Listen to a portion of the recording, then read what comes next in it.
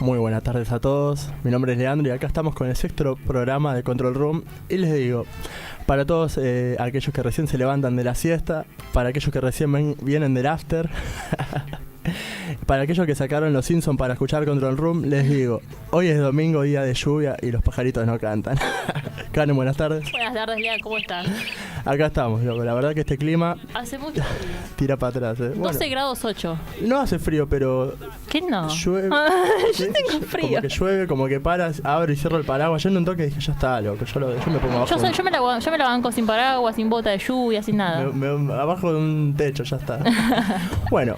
¿Qué tenemos para hoy, Lea? Les cuento. El programa anterior arrancamos con nuestro miniciclo Historia de la Música. ¿Sí? Estuvimos con Diego Gallo hablando sobre folclore. Con folclore. Y les anticipamos que para hoy vamos a tener a Fabio Capdevila. Fabio Capdevila. Me gusta que salte con los nombres.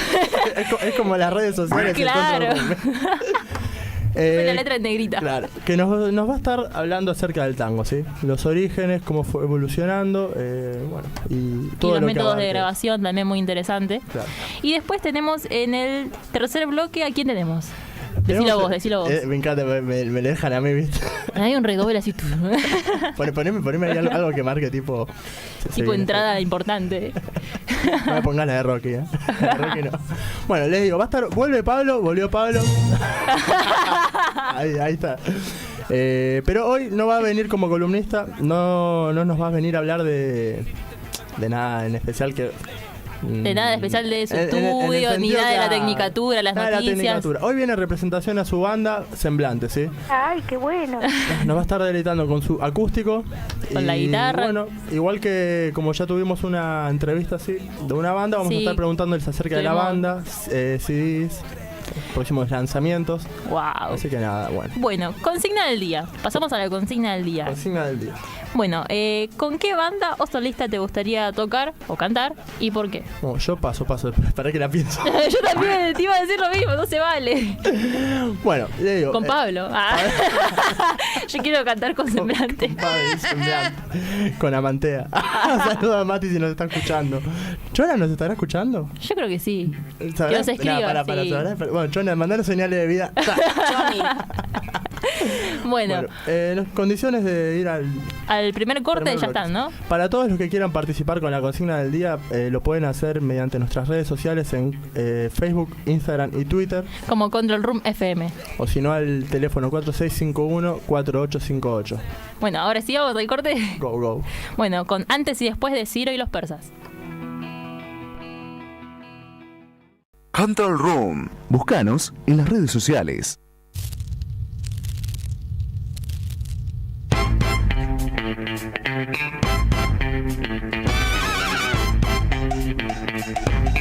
Volvemos al segundo bloque de Control Room. Y acá, como le dijimos al principio, que lo tenemos a Fabio Fabio Capdevila. Profesor de tango e historia también. Sí, en La Marechal. Muy buenas tardes, Fabio. Muy buenas tardes y gracias por invitarme. Corregime si le pifié en algo de la información que estoy dando. No, yo di clases de apreciación del tango, de historia del tango en La Marechal, también en el Sindicato de Músicos, que había una escuela, y también di clases sobre lo mismo. Y después clases de historia, también trabajé en la Escuela de Música Popular de Avellaneda, pero en el área de folclore. Bueno, o sea, estoy completo. Dentro de la música popular, me recibí ahí en Avellaneda. ¿Y toda tu vida te dedicaste siempre a la enseñanza? Sí, siempre hice eso, toqué tango, inauguré la sala Alfonsina Storni del Café Tortoni. Esa Bien. sala la inauguramos en el 95 con un grupo que tenía, época dura de tango, porque por ahí ahora se escucha un poco más el tango, pero sí. En 90 y pico estaba un poco difícil de remar en el 80 y pico, 90. Exacto. Pero bueno, siempre dando vuelta alrededor del tango y esas músicas de por acá.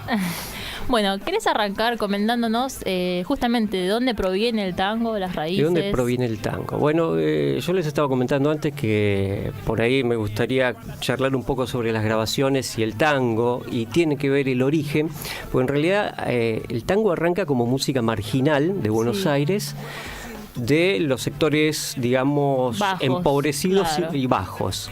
Entonces surge en lo que se llama, siempre se habla del arrabal, el arrabal, y uno tiene una idea de que el arrabal es una cosa de no se sabe dónde. Concretamente el arrabal estamos hablando de la actual Recoleta. Sí. O Palermo, el famoso Palermo Hollywood, digamos, sí. Eso sería el arrabal de Buenos Aires. Mira.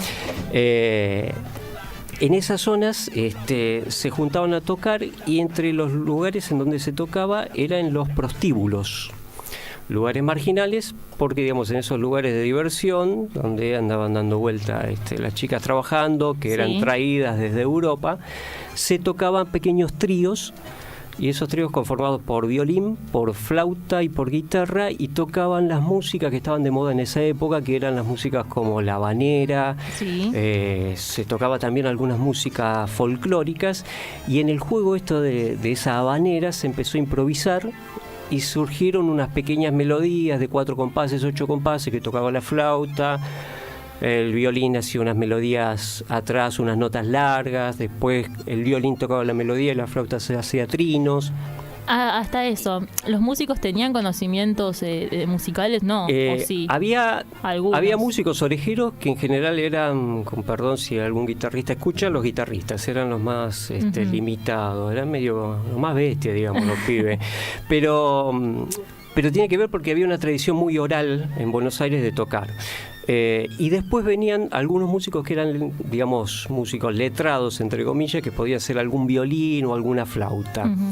Pero en general eran tipos con poca formación. Y los tipos que tenían formación ocultaban que tocaban tango. Sí, es más, se ponían, ¿no? Puede ser apodos, claro, para que no los reconozcan. Apodos para que no ser reconocidos, porque les daba un poco de vergüenza andar tocando en los prostíbulos, los lugares. Claro, era un ambiente.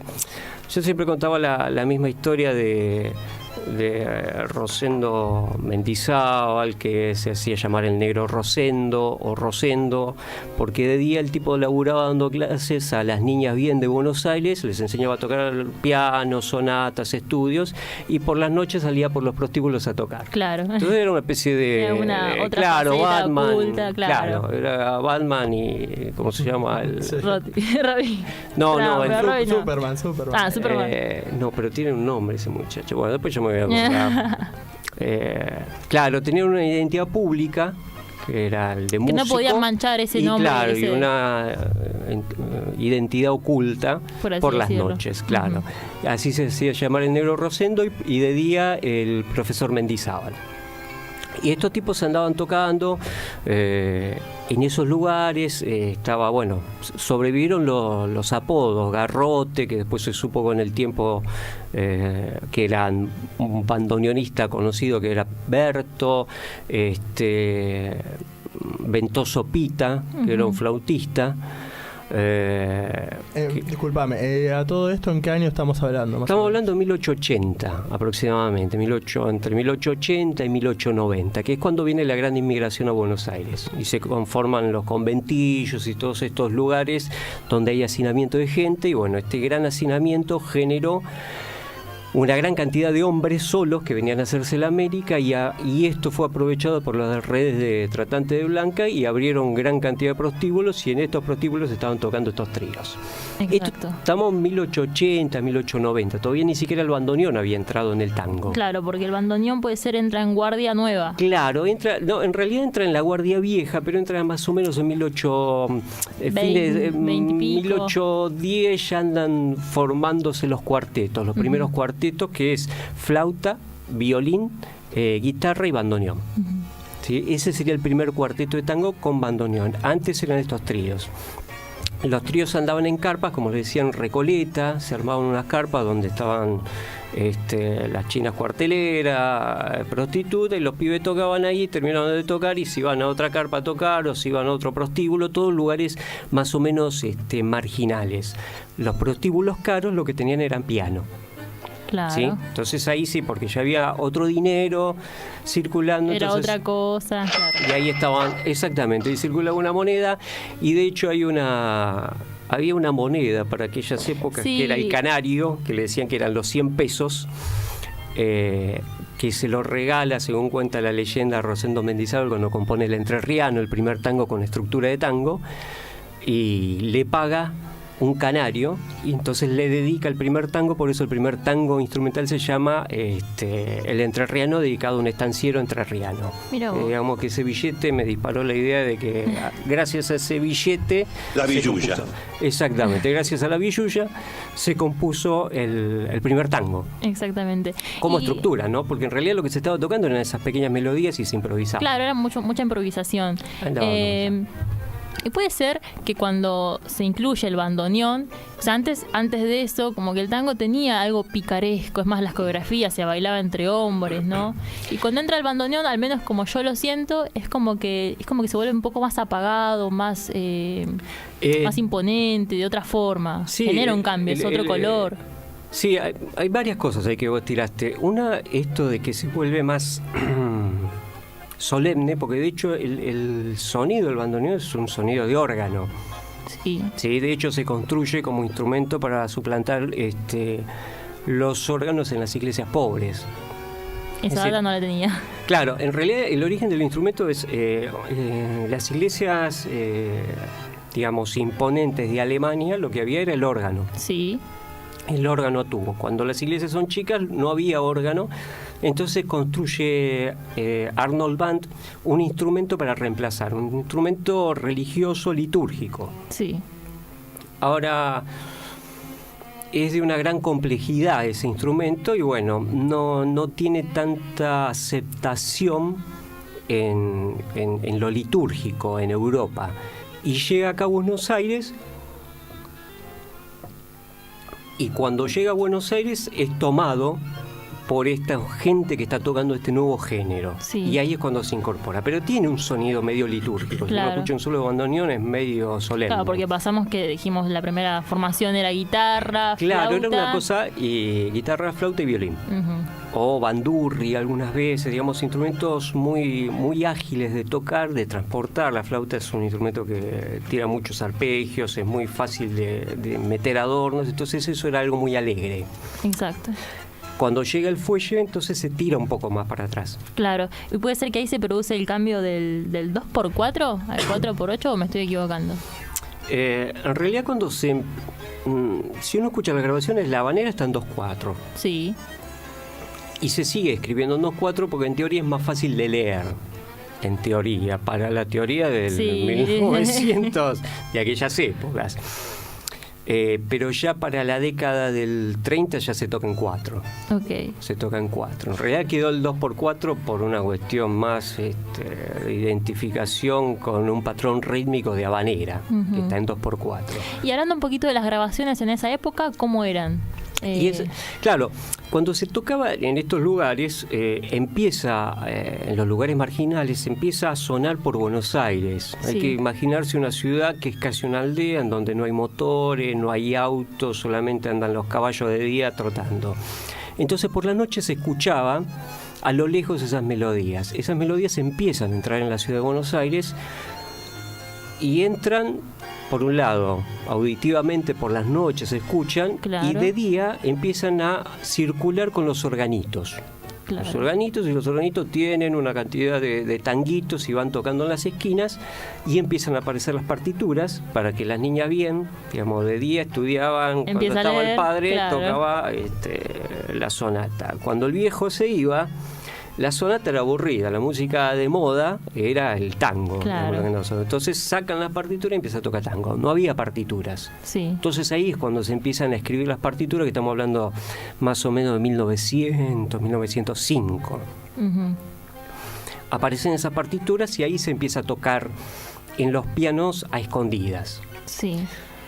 Cuando aparecen estas partituras, hay que editarlas, hay que hacerlas públicas y ahí se les cambian los nombres, porque esos tangos prostibularios eran Sí. nombres subidos de tono. Sí. Si hay menores que se alejen de la radio, porque por ahí vamos a nombrar algo. Uno Pero era... lo pueden buscar la cara de... Ah, está el... no, el pi- pero hay una que lo pueden buscar, que es la historia de... Puede ser la cara de la luna. La cara de la, cara luna, de la luna. la C de la L, que Sí. es la conch Pero no se puede de la decir. lora. Of Claro. the Lora. Of the Loren. Claro. Que hay dos teorías de dónde viene como todo, ¿no? Siempre hay dos teorías, tres. De dónde viene el término lora. Lora, algunos dicen que es porque en los prostíbulos las francesas que traían hablaban mucho con la R, entonces de ahí, de que hablaban mucho, salió que parecían cotorras y loras, y de ahí se le dice lora a las prostitutas francesas, y lo otro es lo otro, la C de la lora, ustedes comprenderán.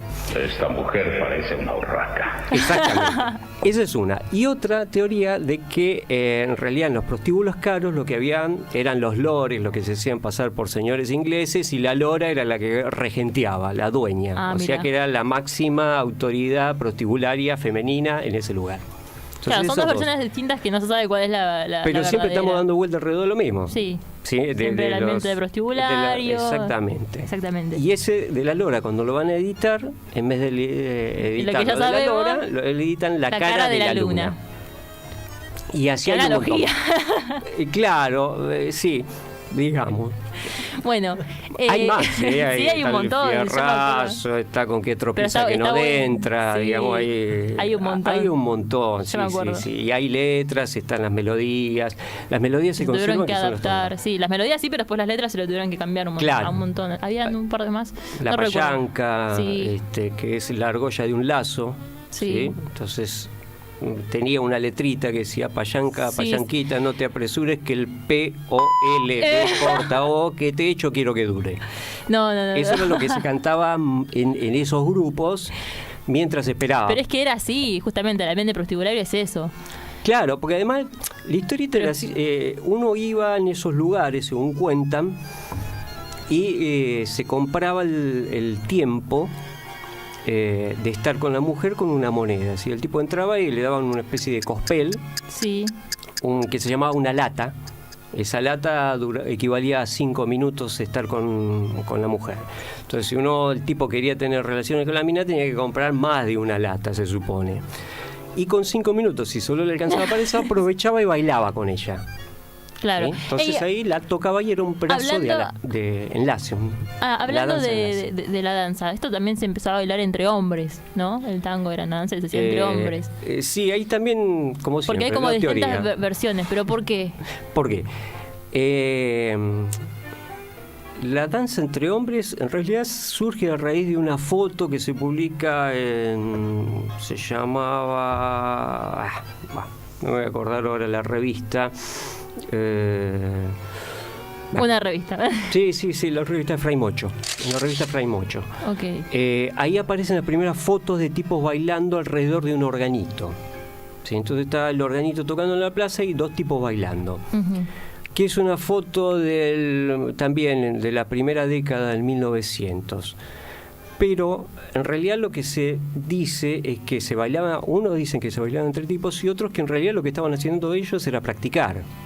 También. Practicar los pasos para después a la noche ir a bailar con las minas y salir. Claro. Yo siempre establecí esta analogía. En la década del 50, cuando empieza el rock a bailarse, los pibes para practicar se agarraban del picaporte de la puerta y practicaban los pasos. Sí. Pero eso no quiere decir que el rock sea una danza de picaporte.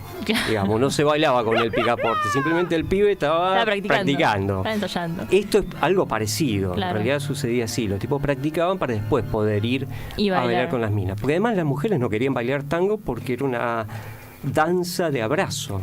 Claro. O sea, es una de las pocas danzas que hay en donde se pone contacto cuerpo a cuerpo.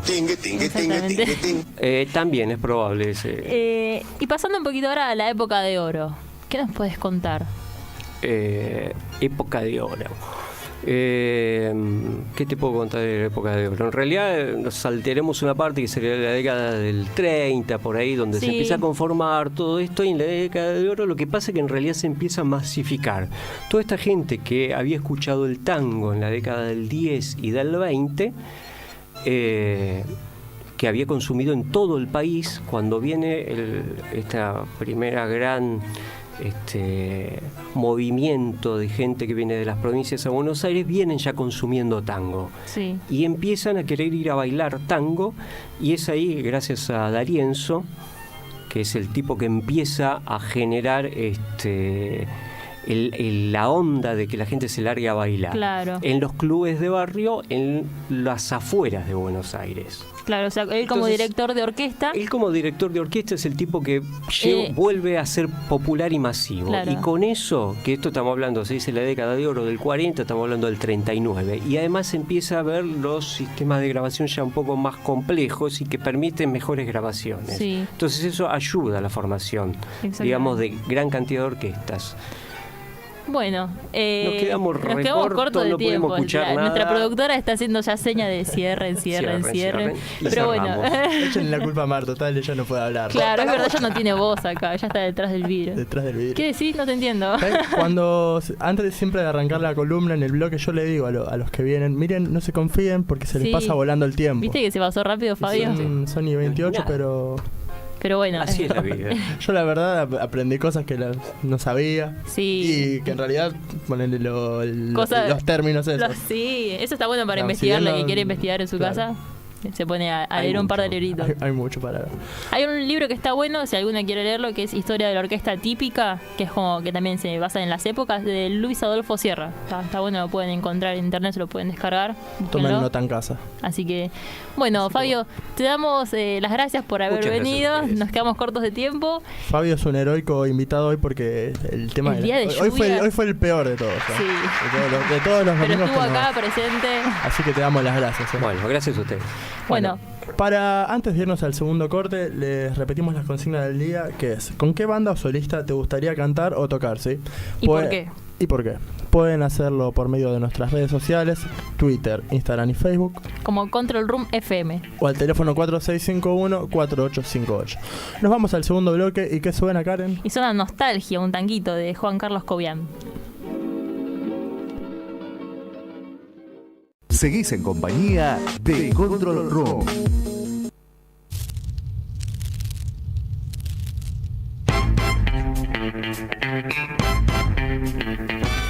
Bueno, acá estamos en el tercer bloque, disculpen, de Control Room. Ya son 6:30, loco. Yo la verdad que... Viste que cuando uno la pasa bien, el tiempo pasa rápido. Es indignante en cierto punto ya que se te vaya tan rápido el tiempo, pero bueno. Acá, como les dijimos al principio del programa, tenemos a Pablo ya guitarra en mano. Ya preparado. Hola, Pablo. Hola, ¿cómo andan? Pablo, buenas tardes. Me te voy a dar una especie de bienvenida de otra vez porque te ausentaste 2 programas y se hizo larga la espera. Bueno, sí, ¿qué va a ser? Te andamos acá a los ponchazos con los tiempos. A full. Bueno, como les decía hoy, Pablo no viene como columnista, va a estar en representación en su banda Semblante. Y vamos a empezar a bombardear la pregunta, ¿sí? Antes les voy a decir que Semblante ya sacó un disco en el 2009. Bien, sí. Bien.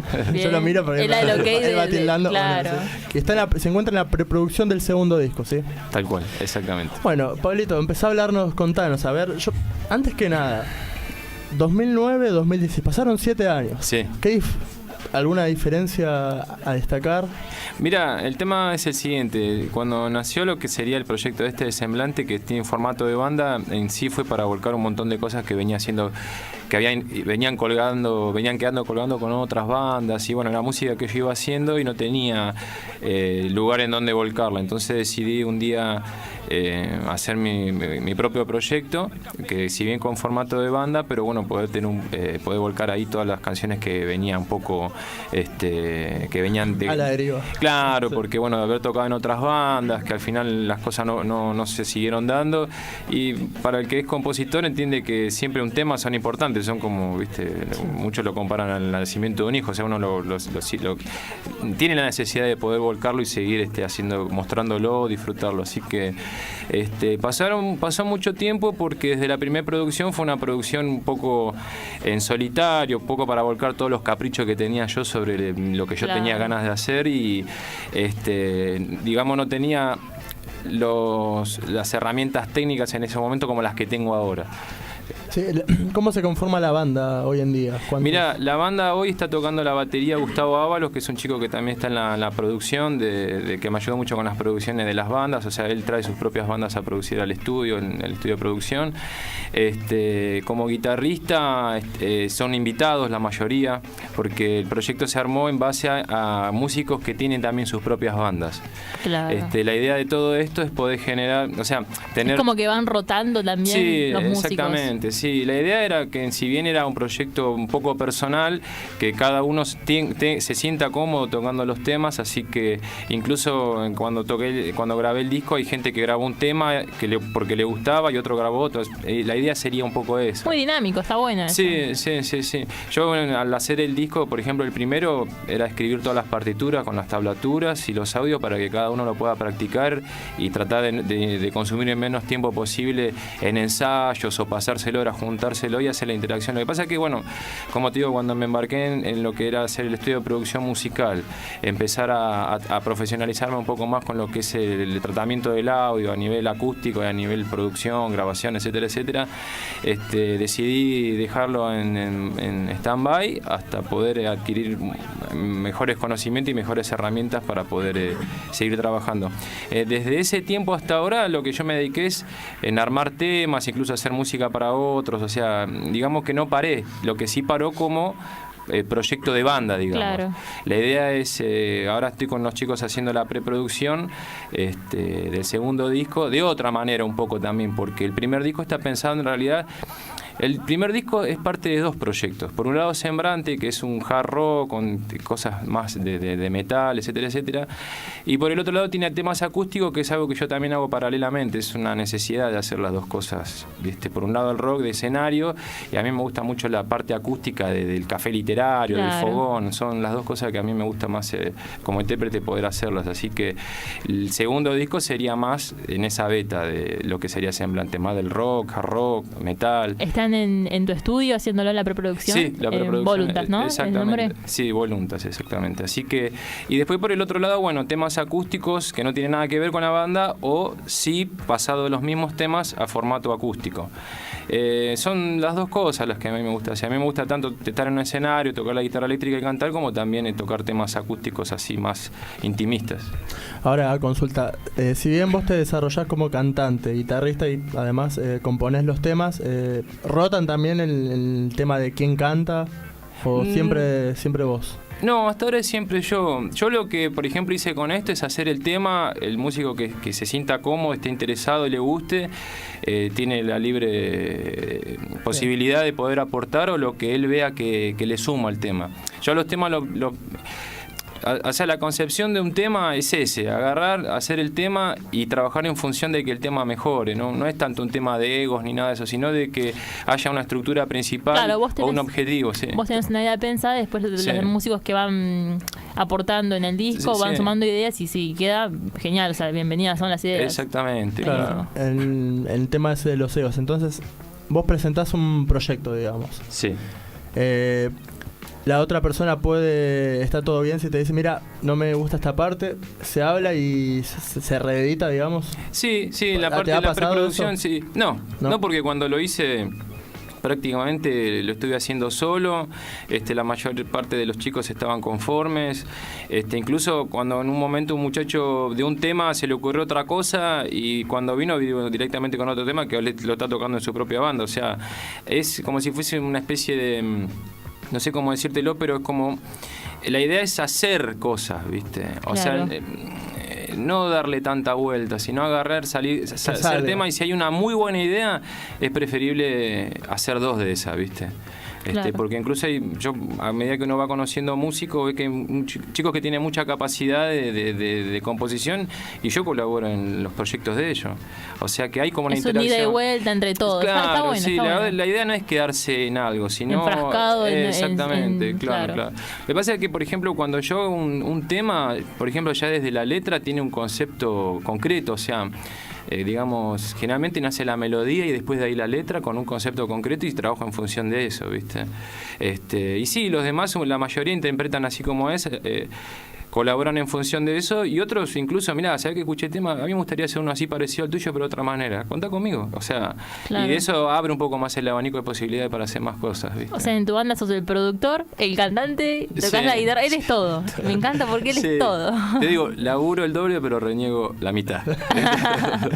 Bueno, ¿qué tenés preparado para arrancar? Mira, hoy traje un tema que en realidad es eléctrico, pero lo pasé en estos días al formato acústico para presentarlo, porque vení con puntualmente fue para este esto, domingo. para hoy. Es un Lo tema sentimos. nuevo, viste, que bueno, ya te digo, lo pasé al formato acústico para poder interpretarlo. Sí. Sí. ¿Es del segundo es del disco? segundo disco, claro. Del segundo o sea disco, que esto claro. es un estreno. Estreno. Sí, es la sí. promo. Sería como la promo promo, oficial. sí. Oh. Bueno, entonces Pablo, te invitamos acá. Dale. ¿Cómo se Arrancar. llama? Perdón eterno. Perdón Eterno. Perdón eterno, sí. Bueno, suena Arrancamos. Ahí entonces está. Perdón Eterno de Semblante. Saca un cachito. A ver cómo va.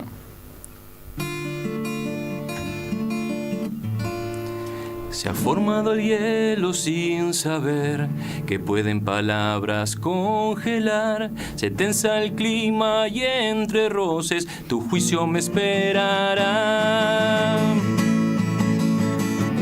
Y tus ojos me sentencian algo que puedo mirar. Si es tan fácil la salida, ¿por qué no la puedo encontrar? Un perdón eterno, sé que servirá. Es el precio que tu alma cobra por descansar. Un perdón eterno, sé que servirá. Es el precio que tu alma cobra por descansar. Entre palabras se ocultó el frágil momento de parar. Que las llamas de tus ojos logren mi piel quemar. Un consuelo entre tus manos, algo que puede aliviar nuestras almas hechas pedazos por el fuego al estallar. Un perdón eterno, sé que servirá. Es el precio que tu alma cobra por descansar. Un perdón eterno, sé que servirá. Es el precio que tu alma cobra por descansar. Cobra por descansar. Cobra por descansar. ¡Bravo! No te sale de chiflar. Qué grande, Pablito. Gracias, che. Genio, genio. Algún día voy a aprender a chiflar. Tienes que andar con un silbato. Bueno, a ver, hablanos de este tema. Bueno, este tema, o sea, en sí la letra trata sobre lo que nos habrá pasado a muchos de una discusión entre dos personas en donde uno se manda, ¿viste? Y- Yo pensaba, prepárame el pillo, vení, por favor. ¿Qué cagada te mandaste? No, son cosas que uno ve o pasa, pero no. ¿Viste esas cosas de las que no hay retorno? Y vos decís, bueno, se te sale algo y vos decís, esta no. Y bueno, el perdón Y eterno ahí, está... claro, y ahí empieza a componer un tema. Claro, sale, ¿viste? ¿Cuándo Así no? que... Así que uno leyendo la letra, un poco lo que refleja es eso, de cómo se va generando una discusión en donde uno de los dos, ya te digo, se dice algo que no tendría que haber dicho, donde es muy difícil volver de ahí. Un antes y un después estás hablando. Exactamente. Y bueno, el tema es de que no hay forma de a veces de remediar algo ni con un perdón, pedirle perdón eternamente, ¿viste? Así que... ¿Sabés que yo noto a ver cómo puedo decirte? Que es muy similar al estilo que de los primeros temas del disco de Semblante. Tal cual, sí. O sea, la verdad es muy... Sí. O sea, se mantiene, en este, por lo menos en este tema. Claro, un poco, mira, te digo, a mí lo que me fue pasando con muchas bandas de las que fui tocando es que nunca hubo a veces una idea concreta o un camino concreto a nivel de que la mayoría de los músicos se entusiasman con la última banda que escuchó o vienen influenciados por un montón de cosas que está muy buena. Y yo te digo, a medida que fui creciendo como músico, voy creciendo como músico, yo nunca desplacé lo que empecé a escuchar por otra cosa, siempre sumé. O sea, Claro. tengo ya un camino, ¿viste? O sea, no es que un día yo mañana voy a escuchar una banda que me ve la cabeza y quiero cambiar Claro, el y querés estilo. claro, ya Yo sé. tengo un camino y lo que me fue pasando con las diferentes bandas es que no se llegaron ningunas a concretar y tenía mucho potencial, pero habían un montón de cosas mezcladas en las que quedaron a la deriva un montón de situaciones, un montón de cosas que estaban buenas para seguir. Así que en definitiva, con esto, digamos que uno la va piloteando y bueno, voy por ese mismo sendero, así que... Bueno, Pablito, No, te consultamos en cuanto al segundo disco. ¿Ya se tiene un nombre? No, todavía no. ¿Está pensando? No. Bueno, está Sí. bien. Pero pará, después le seguimos haciendo la entrevista en el último bloque. Dale. Hay que pasar al... Que soy curioso. ¿Pasamos al tercer corte? Dale. Nos vamos al tercer corte. Con Happy Pills de Nora Jones. A la música hay que conocerla. Control Room.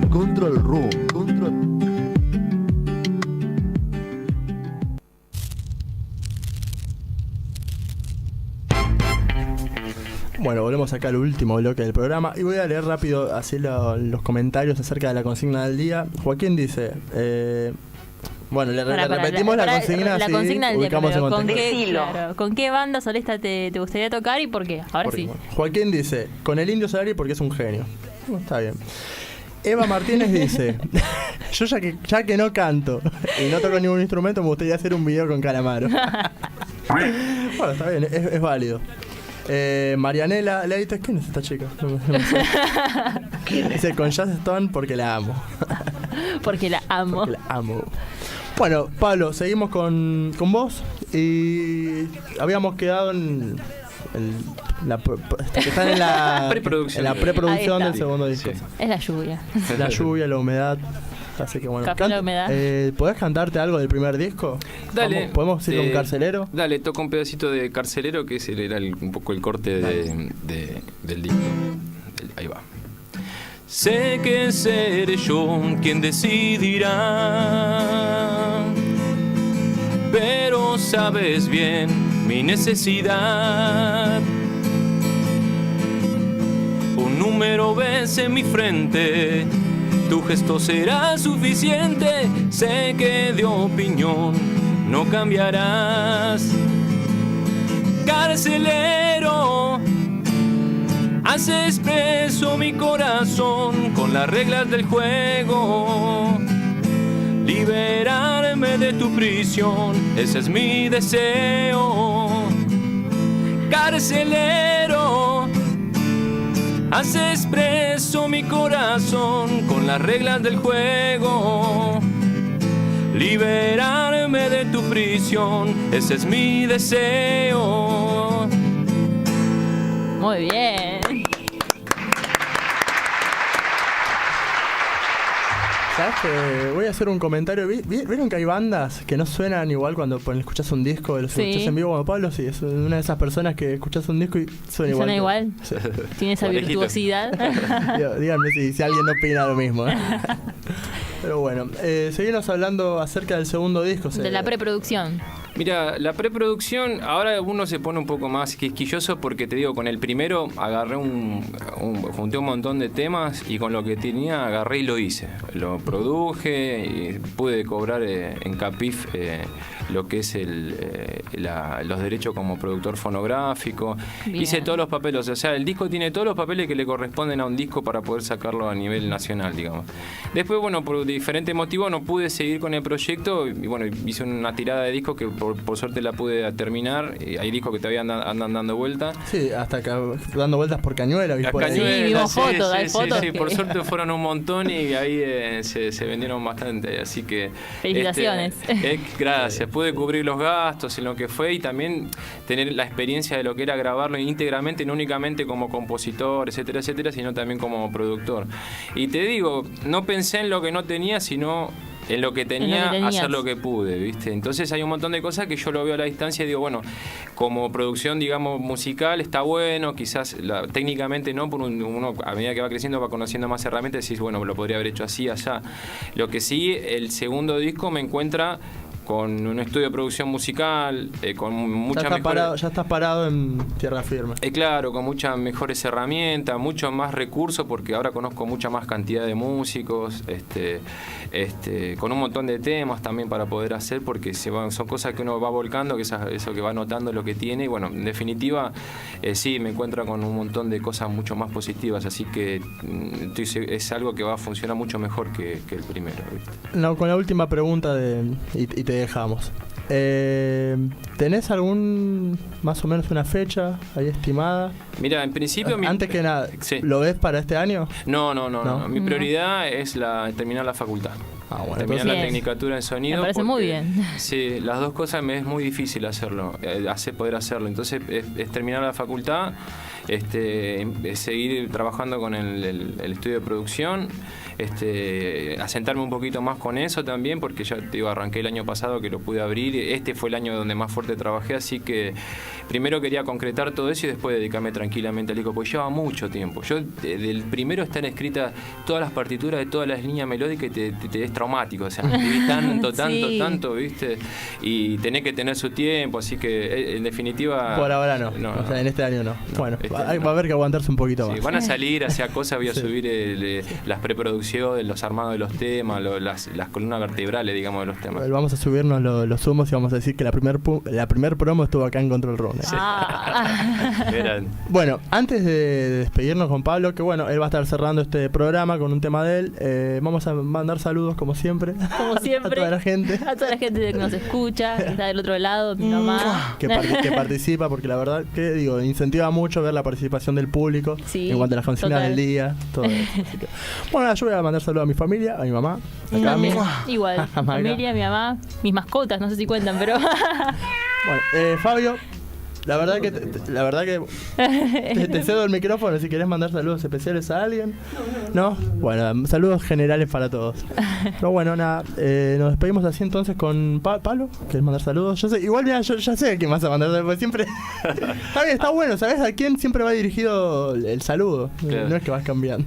claro. Bueno, un saludo para todos y bueno, los chicos que me aguanten ahora que rindo un par de materias, lo que estoy produciendo en el estudio, me están bancando, están esperando que pegue un par de materias para en julio terminar todos los proyectos que encaramos. Saludos para todos. Buenísimo, Pablo. Bueno, entonces nos despedimos con Nuevo Aliento del primer disco. Del primer disco, sí.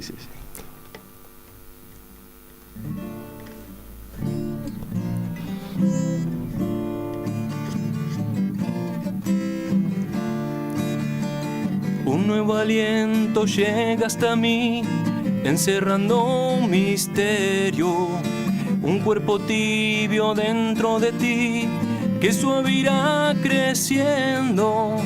Ansía el alma escuchar llegar de sus labios un beso, mirar sus ojos y encontrar de nuestro amor reflejos. ¿Cómo será su pelo? ¿Cómo será su cielo? ¿Y en qué soñará?